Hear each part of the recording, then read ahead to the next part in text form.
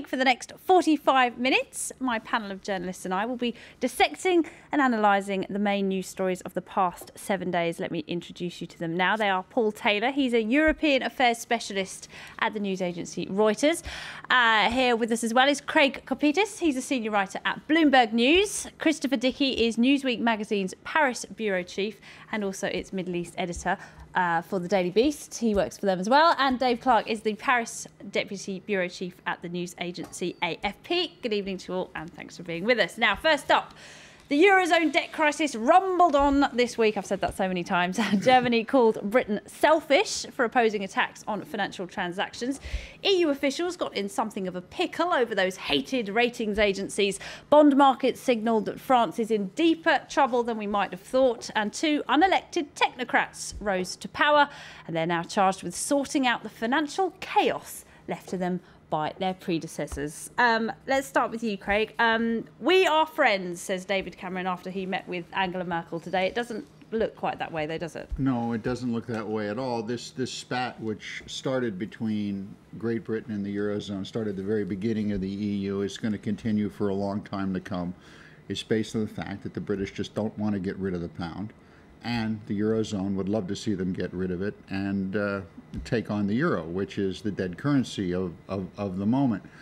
What you're seeing here right now within the entire eurozone, including the pounded Brits, reminds me of the old Henry Miller line: confusion is a word we have invented for an order which is not understood. And I find it hard-pressed to see anyone within the eurozone, be they politician or government financier, who see anything here but confusion, and I still do not believe that they have any way out of this mess yet. Paul Taylor, the British argument goes that why should we pay a financial transaction tax when our financial centre is the most vibrant and the biggest in Europe? We'd be hit the hardest, and it seems like we're being asked to pay for your mistakes. Why should we be taxed when we can go on being free riders, you know? We're not in the euro, but we're its biggest financial centre, but we don't pay any tax on all the euro transactions that happen. And we want a strong and stable eurozone, but of course we don't want them to, take on financial regulation in our place, and we don't want them to be actually moving ahead in closer integration in a way that we regard as threatening to our interests. So, Britain is the sort of rather like one of those London semi-detached houses.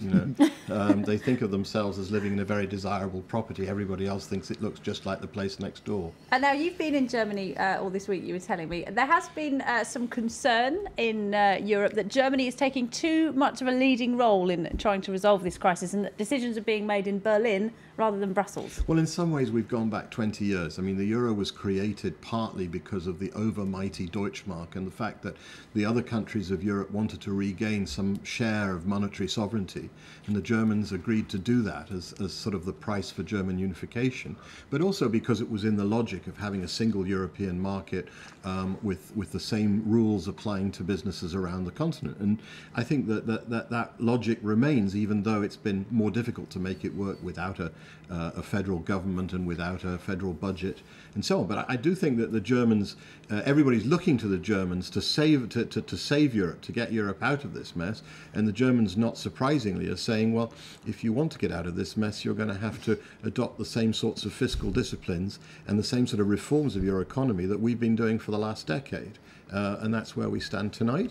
The Germans, I think, don't want the euro to go down and will ultimately allow it to be rescued, although quite how remains to be seen. But they will exact a price for it, and the price will be that everybody will be a bit more German. Dave Clark, is German medicine right for all of the sick economies in Europe? Well, one of the problems we'll find if we were to all turn German is Germany is strong because it exports a lot, and that's because we buy it. If we exported a lot, who would buy it? We can't have, by definition, 27 Germanys in Europe, because Germany has got a trade surplus which allows it to service what are actually very high debts. They talk a lot about the southerners in Europe letting them down with uncontrolled public deficits, but the German debt is very high, and they were among one of the first countries to break the 3% rule that was supposedly set in stone when this all got started. So now they're looking. Bizarrely, we have Cameron coming over to Europe today to more or less give Nicolas Sarkozy's line can you get a bit more money out of the European Central Bank? Can you stop printing euros? And we've got a British Prime Minister trying to teach the eurozone how to save itself. Right. Christopher Dickey, we've seen the Greek Prime Minister go, we've seen the Italian Prime Minister go. Both have been replaced with ex-European Union men. Are you worried about the so-called democratic deficit in the EU? Only insofar as I think this ignores the basic problem, which is not a problem of numbers. Everybody knows what the numbers are. Everybody knows what the mathematical difficulties are. It's a huge political problem finding the will and the leadership to get people to accept what needs to be done in this environment. And part of the problem with the European Union from the beginning was that they thought they could fudge this. They thought, well, we'll just have a bunch of technocrats who will all be smarter than everybody else in Brussels, and we'll sort of slip things in, and we'll make a little adjustment here and a little adjustment there, and somehow it'll all work out with this united currency, and guess what? It didn't. So now the idea is, well, Berlusconi wouldn't or couldn't or won't do what needs to be done, so we'll replace him with somebody from Brussels, basically. And we'll replace Papandreou with somebody from Brussels, because they think and talk like us in Brussels. But ultimately, their ability to communicate with the Italians and the Greeks is what's going to count, and I don't see any indication that they can. It's a bubble. You had the most recent one was the housing bubble in the United States, which led to the bank meltdowns. I see the European Union as a bubble. In fact, when the euro was proposed and became the currency of Europe, there were many wise men and women who were saying that this was going to be a bubble, because you cannot have an economic policy and a currency without representation, and there isn't any. There is no, no matter how you want to cut it, there's no political grassroots voting support for the euro. These laws regarding all these deals are made in Brussels. The European Parliament is a sham in many respects. The French Parliament obviously is more important, or if you're in the UK, the Parliament there. Just look what happened in Greece, all the arguments going on there over the past couple of weeks, and bringing in their technocrat Papademos.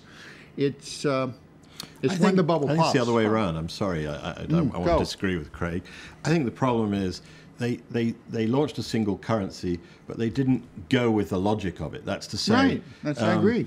Right after the single currency was launched, national finance ministries said, God, we've given away all this power. We're not going to give it away anymore. We're not going to let them come and look in our books and see what we're really up to. We're not going to let them coordinate our budget policies and so on. So there was a way forward which wasn't taken. No, I don't think there was a way forward because Europe is not the United States of America. Europe is not a federation of states like the United States. There's no voting blocks here, and to me that was always the big hole in this idea of a united Europe. But 200 years ago, the American colonies were very different places from each other. Absolutely. Maybe this is Europe's Alexander Hamilton moment. Well, perhaps he was a great technocrat. Yeah, which technocrats could have stepped in? And do you know what he said? The people, sir, is a great beast. That's what he said. And that's why you named the magazine The Beast. What about, Christopher, what about the idea of this two-tier Europe then? You've got the Eurozone countries being led by France and Germany saying we want stronger political union. We have to have stronger political union to deal with the financial crisis. And then peripheral countries having less of a role. Do you think that's the way forward? It's already the way things are. I mean, you've already got a Eurozone and a non-Eurozone. And you're going to have, it looks like, more and more of a north-south divide, and probably to some extent an east-west divide. But from the beginning, the French wanted all these Mediterranean countries in because they thought, they'll be answerable to us, we'll work with them. The Germans wanted all those East European countries. They're going to be our countries. And to some extent, that divide still exists. You're going to see a divide over, I think, political issues, economic issues. I think all of that's going to go on and on. And I'm not sure that I think we really are looking not just at the potential end of the euro currency, but a beginning of the end of the idea of European unification. You think the euro could collapse? I think it could. I hope not, because I think the implications are enormous. I agree with Chris. I remember a conference I covered back in the day at the Journal when this was all starting. And I remember someone bringing up the idea, well, let's take a country like Finland, if they join, what does Finland make? It makes Nokias, and it has trees for timber. And and someone said, well, what if no one buys Nokias? And what if the housing market falls apart? And what if they don't make newsprint anymore? The asymmetric shock. Yeah. And I remember at the time everyone was saying, oh, that will never happen. Well, guess what? It has happened. So you look at what is the core cash flow in the countries of the eurozone. And thank God France does make some things. England does make some things. Germany makes more things than anyone else. But the joker in the deck so does Italy. So does Italy. The joker in the deck is going to be China. I think that if you really want to track what's going to happen over the next 6 months to a year, look at Chinese investments in Europe. And remember that all Chinese investments are coming from the Chinese Communist Party and their surrogates there.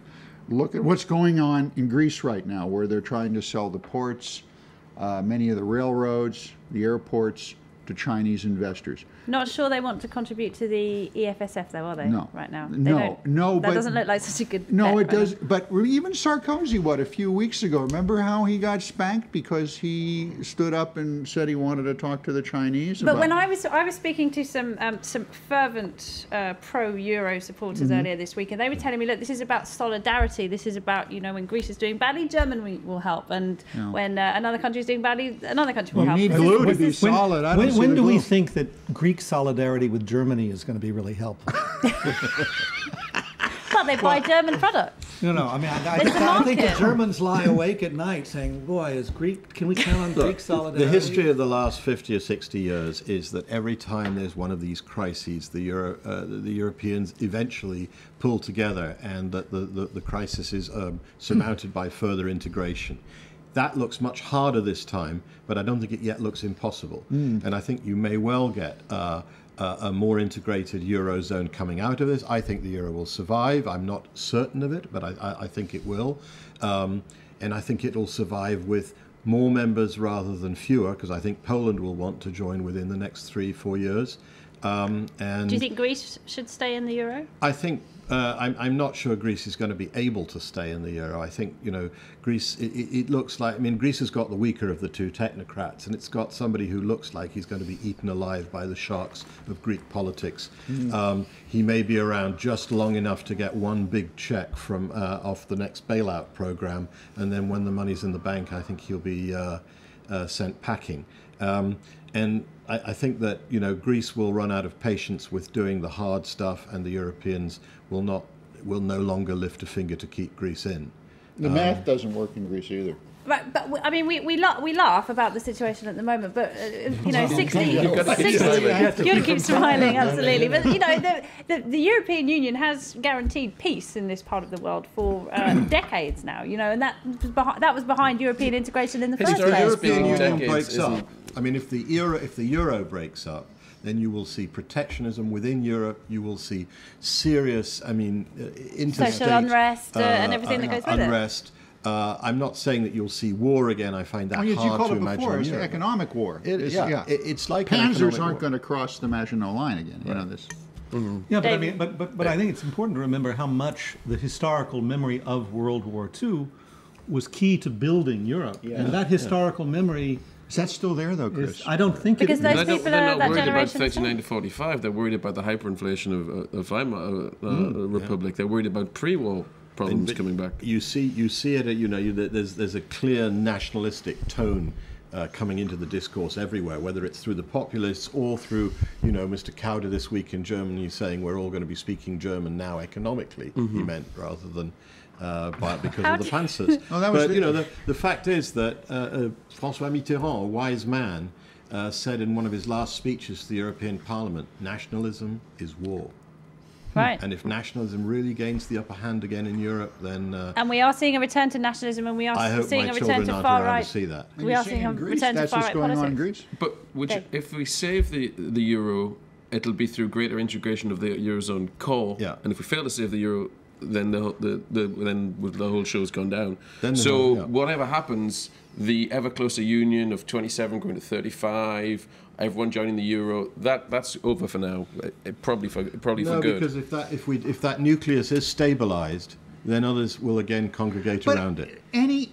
I think any stability of the euro going forward in this chaos, I'm asking, is it not based on the requirement that countries such as France are going to have to give up a lot of their national rights and amend a lot of their national laws to create a real solid series of federal laws throughout, let's just call it for the sake of argument, a future United States of Europe? And they say they're willing to do that.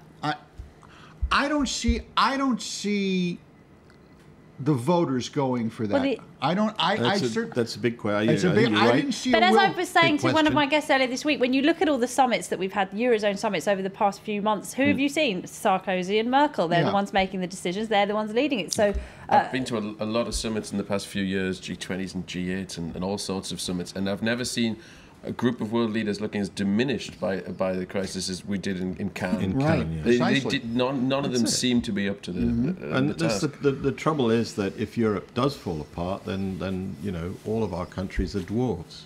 And we are, we're toast. With the Great China. And even Germany is toast. And we tend to think of the debt as being located in various countries, but the countries that can't repay their sovereign debts owe that money to banks in the other countries. So even the ones that think that this is a Greek problem or an Italian problem, a Spanish problem, increasingly a French problem, the banks are in London, the banks are in Paris. And the banks are a big part of the solution to this. And the relationship between the private sector and the government is at an all-time low. Right. Very quickly, Christopher. Well, we have to come back to politics again and again, because there's no reason for Italy to be in the trouble that it's in. It has a big debt, but it doesn't have a big deficit. The run on Italy was a speculative run based on the incapacity of Berlusconi to govern. And that leads us nicely on to our next topic, because we will be talking about the financial industry in just a moment. But we have to take a short break. When we come back, we'll have the international headlines and the second part of The World This Week. Don't go away.